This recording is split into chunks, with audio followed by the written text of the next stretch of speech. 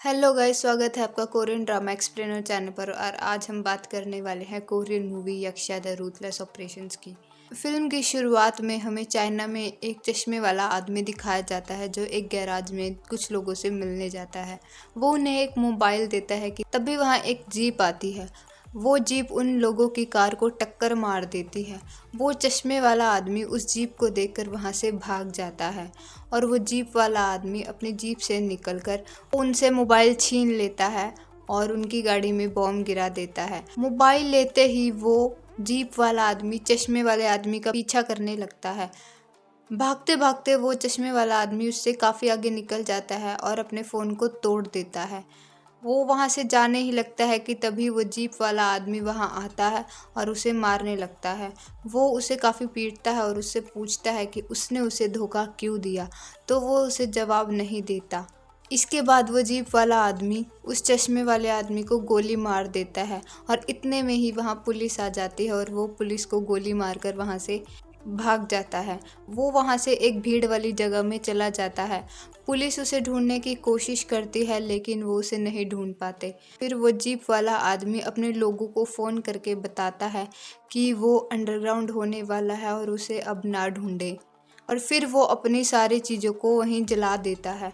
उसके बाद 4 साल बीत जाते हैं और हमें सियोल दिखाया जाता है। सियोल में हमें प्रोसिक्यूटर ऑफिस दिखाया जाता है जहां एक बिजनेसमैन पर फ्रॉड का केस चल रहा है। हमें प्रोसिक्यूटर हान जी हुन को दिखाया जाता है जो उस बिजनेसमैन के केस को हैंडल कर रहा है, लेकिन वो बिजनेसमैन प्रोसिक्यूटर्स की गलती को मोहरा बनाकर केस से फ्री हो जाता है। जी हुन फिर भी उसे सजा देने के पक्ष में होता है और इसी कारण उसका प्रोसिक्यूटर ऑफिस से ट्रांसफ़र हो जाता है।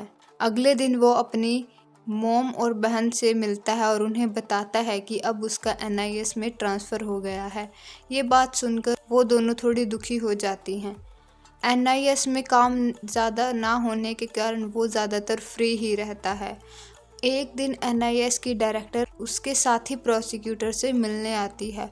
वो उस प्रोसिक्यूटर को चाइना में एक मिशन देती है। वो प्रोसिक्यूटर बहाना बनाकर जी हुन को जाने के लिए कहता है। जी हुन एनआईएस के डायरेक्टर से बोलता है कि इस मिशन के बाद अगर उसे उसकी पुरानी जॉब मिलेगी तो वो उस मिशन को करेगा। वो डायरेक्टर उसकी बात मान लेती है और फिर वो चाइना चला जाता है। उसे चाइना के शेनयांग में इंफॉर्मेशन लेने के लिए भेजा जाता है। असल में वहाँ से आने वाली रिपोर्ट्स कुछ टाइम से फेक आ रही होती हैं, तो डायरेक्टर उसे वहाँ सच पता करने के लिए भेजती है। शेनयांग में बहुत देशों के स्पाइस रहते हैं। शेनयांग के सामने नॉर्थ कोरिया पड़ता है, इसलिए वहाँ अलग अलग देशों के एजेंट्स और स्पाइस रहते हैं और अक्सर वहाँ लड़ाई होती रहती है। एयरपोर्ट पर जीहुन को एक कोरियन आदमी लेने आता है और वो रास्ते में उससे सच पता करने की कोशिश करता है, लेकिन वो उसे कुछ नहीं बताता। जब वो कोरियन ऑफिस जाते हैं तब भी जीहुन पूछता है तो उसे कोई जवाब नहीं मिलता। वो वहाँ बैठा ही होता है कि तभी कुछ एजेंट्स वहाँ से बहुत सारे पैसे लेकर जाने लगते हैं।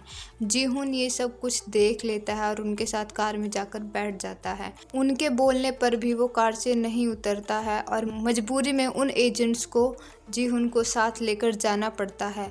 वहाँ जाने के बाद उन्हें एक आदमी मिलता है जिसके कहने पर वो जीहुन को बुलेट प्रूफ जैकेट पहना देते हैं।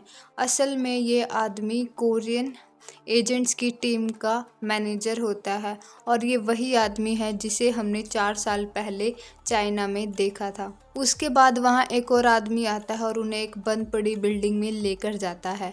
जीहुन लड़की के साथ वहीं खड़ा रहता है और बाकी सब उस आदमी के साथ अंदर जाते हैं। वो आदमी उन्हें धोखा दे देता है। जब वो सब अंदर जाते हैं तो उन्हें वहाँ नॉर्थ कोरियन गैंग मिलता है और उनके बीच लड़ाई शुरू हो जाती है। वो धोखा देने वाला आदमी ये सब कुछ देकर वहाँ से भाग जाता है और फिर वो सब फायरिंग करने लगते हैं। सबको मारने के बाद जब वो कोरियन एजेंट्स बाहर आते हैं तो उस धोखा देने वाले आदमी को उनका एक साथी पकड़ लेता है। वो मैनेजर उस आदमी से पूछता है कि उसने उन्हें धोखा क्यों दिया, तो वो आदमी कहता है कि अगर वो ऐसा नहीं करता तो उसके पत्नी और बच्चे को मार दिया जाता, इसलिए उसे ऐसा करना पड़ा। वो उससे पूछता है कि ऐसा करने के लिए उसे किसने कहा, तो वो कुछ नहीं बताता।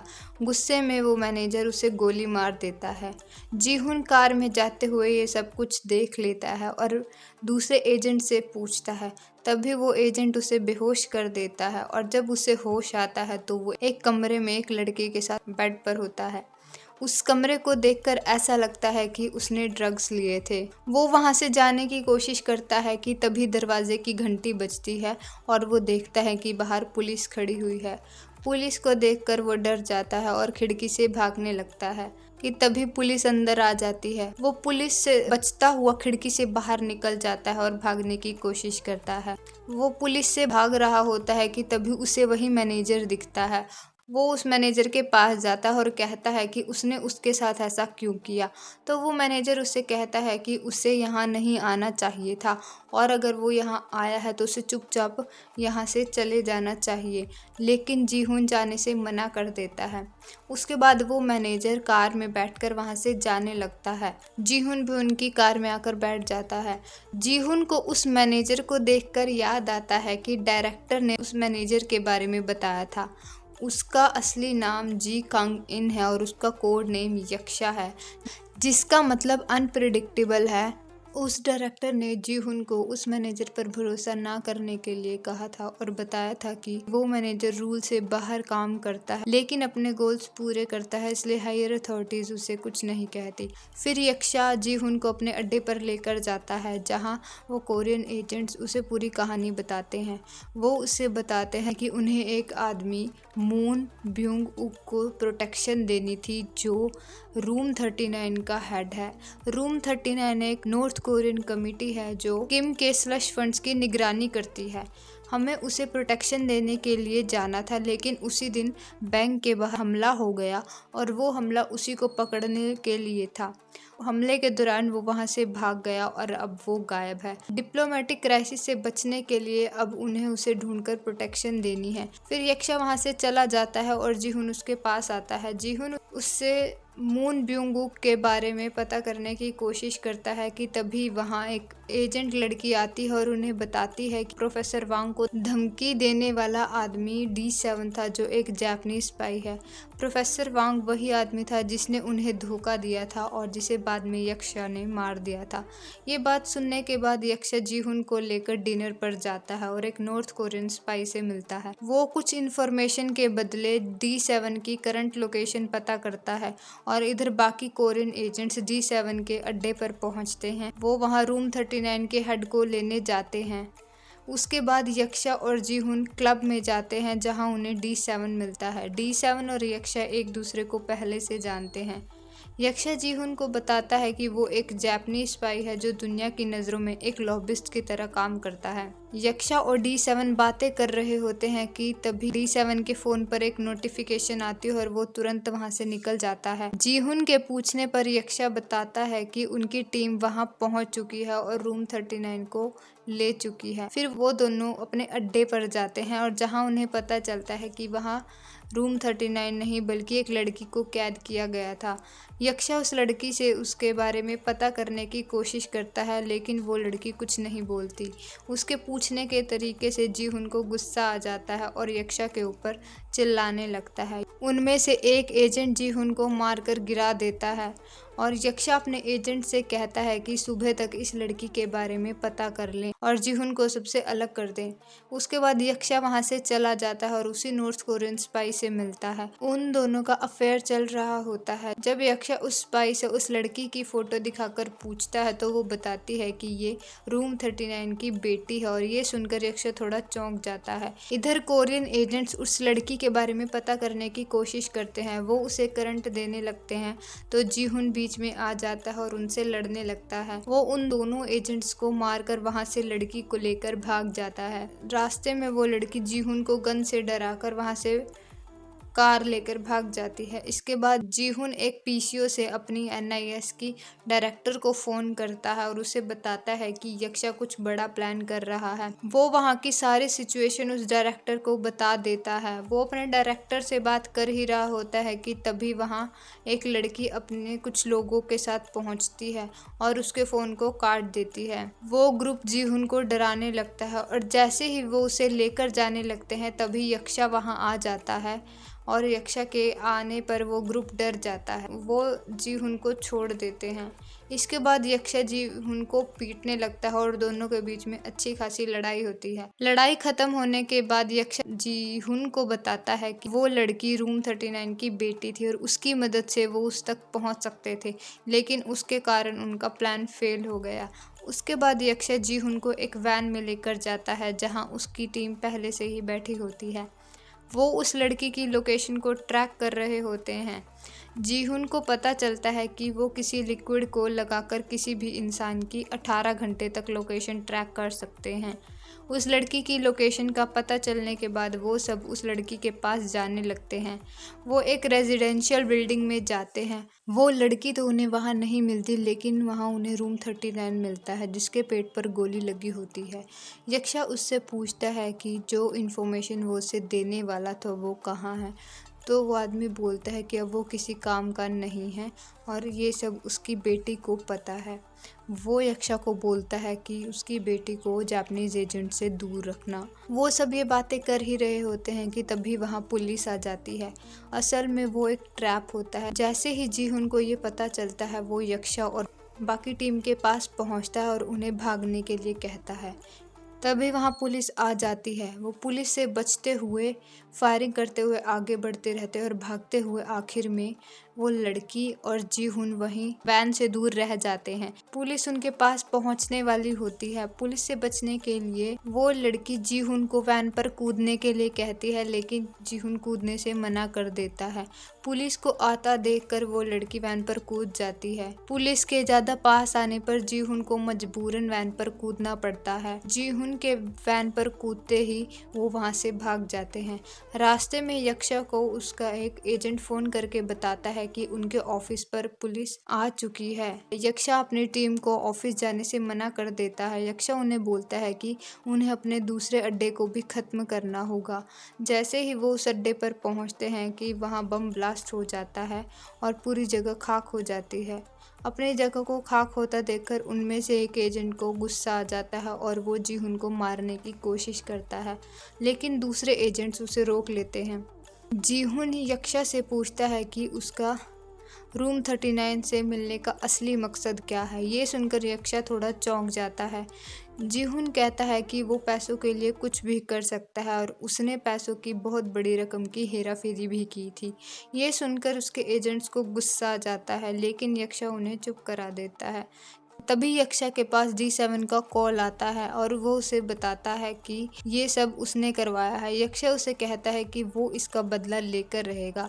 ये सुनकर D7 कहता है कि पहले उसे खुद को बचाना होगा, क्योंकि सुबह तक हर चैनल पर उसी का चेहरा होगा, क्योंकि वो मून ब्यूंगुक यानी रूम 39 का किलर बन चुका है। अगले दिन यक्षा अपनी टीम के साथ एक सेफ जगह पहुंचता है। वहाँ वो एजेंट्स जीहुन को बताते हैं कि यक्षा के लिए पैसे इतने मायने नहीं रखते हैं और उसने पैसों की हेराफेरी की थी, लेकिन वो सारे पैसे डेड एजेंट्स की फैमिली को दिए गए थे। और जब ये बात हायर अथॉरिटीज़ को पता चली तो उन्होंने इस बात को जाने दिया। इधर यक्षा उस जगह के मालिक से बात करता है और वो आदमी यक्षा और उसकी टीम को वहाँ रहने के लिए कहता है। यक्षा की टीम का एक एजेंट यक्षा से मिलने आता है और उसे बताता है कि उन्हें आज ही देश छोड़कर जाना होगा और उसने निकलने के लिए तरीका भी सोच लिया है। वो वियतनाम से होते हुए शेन्यांग से बाहर चले जाएंगे। यक्षा देश छोड़ने से मना कर देता है और उसे जाने के लिए कहता है, लेकिन वो आदमी कहता है कि वो अपनी टीम के बिना कहीं नहीं जाएगा। इसके बाद वो उस लड़की को D7 के चंगुल से बाहर निकालने का प्लान बनाते हैं। इधर D7 उस लड़की को पकड़ चुका होता है और उसे टॉर्चर करता है, लेकिन वो लड़की उसे कुछ भी नहीं बताती। यक्षा को पता चलता है कि वो लड़की जापानीज कंसल्टेंट में है। यक्षा अपनी टीम को ऑर्डर देता है कि वो लड़की को वहीं से बचाकर लेकर आएंगे। अपने प्लान को पूरा करने के लिए वो जापानीज कंसल्टेंट पर चूहे छोड़ देते हैं। इतने चूहों को देखकर ऑफिस वाले पेस्ट कंट्रोल वालों को बुलाते हैं और इसी बीच यक्षा की टीम बिल्डिंग में एक अंडरग्राउंड टनल के थ्रू उस रूम में ही पहुंच जाती है जहां उस लड़की को रखा गया है। वो सब उस लड़की को बाहर निकालने की कोशिश करते हैं। जीहुन उस लड़की को लेकर वैन से वहां से चला जाता है और उधर यक्षा की पूरी टीम जापानीज से लड़ती है और वहां से बचकर निकल जाती है। वो लड़की रास्ते में जीहुन को बताती है कि उसके पापा एक जापानीज स्पाई थे। वो नॉर्थ और साउथ कोरिया को जोड़ने के लिए काम कर रहे थे, लेकिन जब उन्हें पता चला कि इस सब से सिर्फ जापान को फ़ायदा हो रहा है तो उन्होंने ये सब कुछ ठीक करने का फैसला किया। उन्होंने एक स्पाई लिस्ट बनाई जिसमें सब मिशन, रिपोर्ट सब कुछ था। जापानीज को जब ये बात पता चली तो उन्होंने पहले वो लिस्ट ढूंढने की कोशिश की। ना बताने पर उन्होंने उसके डैड को मार दिया। वो बताती है कि वो कुछ टाइम से अपने पापा के साथ छिपकर काम कर रही थी और उसने वो स्पाइस की लिस्ट एक सेफ जगह पर छिपा दी थी। फिर हमें D7 को दिखाया जाता है जिसे पता चल चुका है कि जीहुन उस लड़की के साथ जापानीज कंसल्टेंट से निकल चुका है और वो अपने सारे एजेंट्स को जीहुन और उस लड़की की लोकेशन पता करने के लिए बोलता है। उसके बाद जीहुन उसे उसी जगह ले आता है जहां उसे एक बार यक्षा ने बचाया था। वो जाकर उस लड़की को बोलता है कि उसे यक्षा ने यहाँ भेजा है और उसे छिपने की ज़रूरत है, तो वो लड़की उसे एक रूम दे देती है। रूम में पहुंचने के बाद जीहुन उस लड़की से कहता है कि वो उसे जापानीज एजेंट्स के हाथ नहीं लगने देगा। इसके बाद वो लड़की उसे बताती है कि उसने उस लिस्ट को चिली की एक यूनिवर्सिटी की डेटाबेस में छिपा रखा है और जिसे सिर्फ वही ढूंढ सकती है। फिर हमें यक्षा को दिखाया जाता है जो अपने अड्डे पर पहुंचता है और उसे वहां वही आदमी मिलता है जो कोरियन ऑफिस को हैंडल करता है। वो उससे कहता है कि बाकी टीम अभी सेफ जगह पर छिपी हुई है। यक्षा के पूछने पर वो बताता है कि जीहुन अभी तक नहीं आया है और उससे उसकी कोई बात नहीं हुई है। इसके बाद जीहुन अपने रूम से निकलकर यक्षा को फ़ोन करने जाता है। वो यक्षा को बताता है कि उस लड़की ने उसे लिस्ट के बारे में बता दिया है, लेकिन उससे एक गलती हो गई है कि उसने ये सब कुछ NIS की डायरेक्टर को बता दिया था और उसे शक है कि उनके बीच में एक खबरी है। यक्षा जीहुन से बात कर ही रहा होता है कि तभी उसके साथ खड़ा आदमी उस पर गोली चला देता है। यक्षा को पता चलता है कि वो खबरी कोई और नहीं बल्कि उनके ऑफिस का आदमी है। उन दोनों की काफ़ी लड़ाई होती है। यक्षा उससे पूछता है कि उसने किसके कहने पर उसे धोखा दिया तो वो उसे नहीं बताता है, लेकिन यक्षा को पता चल जाता है कि वो NIS की डायरेक्टर के साथ मिला हुआ है। एंड में यक्षा उसे मार देता है और बचकर वहां से चला जाता है। इधर जब जीहुन यक्षा को फ़ोन करने जाता है तो D7 के कुछ एजेंट्स उसे देख लेते हैं और उनके बाकी लोग वहां पहुंच जाते हैं। जीहुन उन्हें देखकर वहां से भागने लगता है, लेकिन आखिर में आकर वो फंस जाता है। उसके बाद D7 जीहुन के साथ मीटिंग करता है। फिर हमें यक्षा को दिखाया जाता है जो अपनी टीम के साथ हथियार लेने एक जगह पहुंचता है। उसके बाद हमें NIS की डायरेक्टर को दिखाया जाता है जो D7 के साथ मिली हुई है। D7 उसे कहता है कि अब उनकी डील खत्म हो चुकी है और अब उसे उसकी कोई ज़रूरत नहीं है। तभी एक ट्रक उसकी कार को टक्कर मार देता है। हमें पता चलता है कि डायरेक्टर का कार एक्सीडेंट यक्षा ने ही करवाया है। यक्षा डायरेक्टर से पूछता है कि उसने उसके आदमी को खबरी किसके कहने पर बनाया, तो वो डायरेक्टर उसे कुछ नहीं बताती है। यक्षा उसे मारने लगता है तो वो डायरेक्टर कहती है कि वो उसकी मदद कर सकती है, लेकिन यक्षा उसकी कोई बात नहीं मानता और उसे शूट कर देता है। इसके बाद यक्षा के पास उस नॉर्थ कोरियन स्पाई का कॉल आता है और वो उसे बताती है कि जीहुन उसके पास आया था और उसके लिए एक मैसेज छोड़कर गया है। जीहुन उससे मिलने के लिए एक जगह पर बुलाता है। जीहुन उससे पूछता है कि क्या वो अकेला आया है, तो यक्षा हाँ कर देता है। जीहुन यक्षा को उस लड़की से मिलवा देता है और उससे पूछता है कि उन्हें क्या करना होगा, तो यक्षा कहता है कि हमें जल्द ही इस देश को छोड़कर जाना होगा। वो उन्हें अपने साथ चलने के लिए कहता है कि तभी जीहुन गन निकालकर यक्षा पर फायर कर देता है और उस लड़की को लेकर वहां से भाग जाता है। तभी वहाँ पुलिस आ जाती है और जापानीज एजेंट्स का ग्रुप उन दोनों को लिफ्ट ऑफर करता है। जीहुन उस लड़की को लेकर उनके साथ चला जाता है।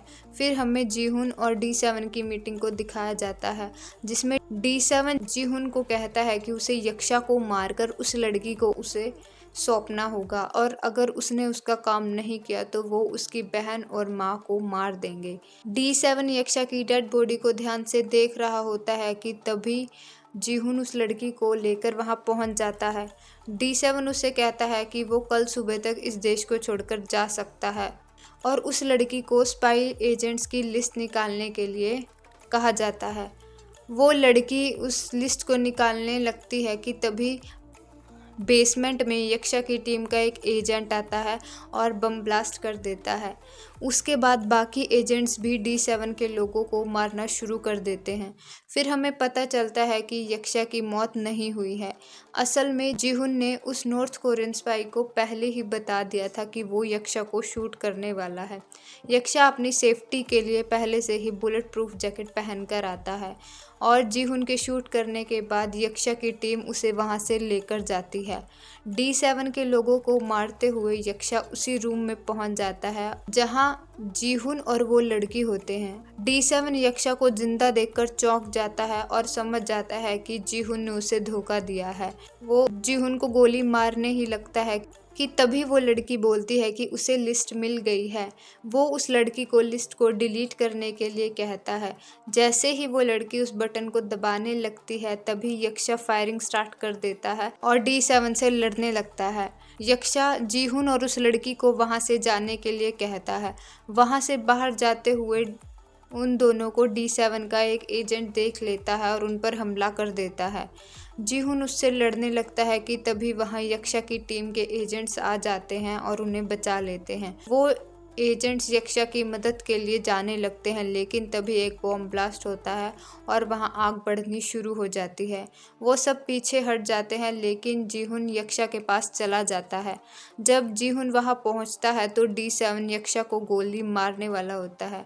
जीहुन के आने के बाद वो थोड़ा रुक जाता है। जीहुन यक्षा को बचाने की कोशिश करता है, लेकिन D7 जीहुन पर ही गोली चला देता है और वो गिर जाता है। उसके बाद D7 उस फाइल को डिलीट करने की कोशिश करता है। जैसे ही वो डिलीट का ऑप्शन क्लिक करता है तभी फाइल अपलोड होनी शुरू हो जाती है। D7 परेशान हो जाता है। जीहुन उसे बताता है कि इसकी सेटिंग ऐसी की गई थी कि अगर कोई इसे डिलीट करने की कोशिश करेगा तो ये फाइल ऑटोमेटिकली दुनिया के हर इंटेलिजेंस सर्विस को पहुंच जाएगी। D7 अपलोडिंग के प्रोसेस को रोकने की कोशिश करता है, लेकिन उसका कोई फ़ायदा नहीं होता। उसके बाद D7 यक्षा को मारने की कोशिश करता है। वो उसे गोली मारने ही लगता है कि तभी जीहुन उसके पास एक बंदूक फेंक देता है और D7 को शूट करके यक्षा बच जाता है। उसके बाद यक्षा D7 को मार देता है और जीहुन को कहता है कि उसे यहाँ से बचकर जाना होगा और NIS की डायरेक्टर को सज़ा दिलवानी होगी। वो उसे बोलता है कि वो इस मामले में सिर्फ उसके ऊपर ही भरोसा कर सकता है। ये कहकर यक्षा वहाँ से चला जाता है। इसके बाद 1 साल बीत जाता है और हमें सियोल दिखाया जाता है। सारा डेटा बाहर आने के बाद काफ़ी लोगों पर केस चलता है और इन लोगों में उस बिजनेसमैन का नाम भी होता है जिसे मूवी की शुरुआत में जीहुन प्रोसिक्यूट कर रहा था। उसकी कंपनी पर एजेंट्स को रिश्वत देने के आरोप लगते हैं। उस बिजनेसमैन पर लगे हुए सारे इल्ज़ाम सही साबित हो जाते हैं और उसे सज़ा मिल जाती है। फिर कुछ दिनों बाद यक्षा हान को कॉल करता है और उसे बताता है कि उसे उसकी ज़रूरत है। वो अपने बाकी एजेंट्स को भी मैसेज करता है और सब अपने नए मिशन को देखकर खुश हो जाते हैं और फिर मूवी ख़त्म हो जाती है।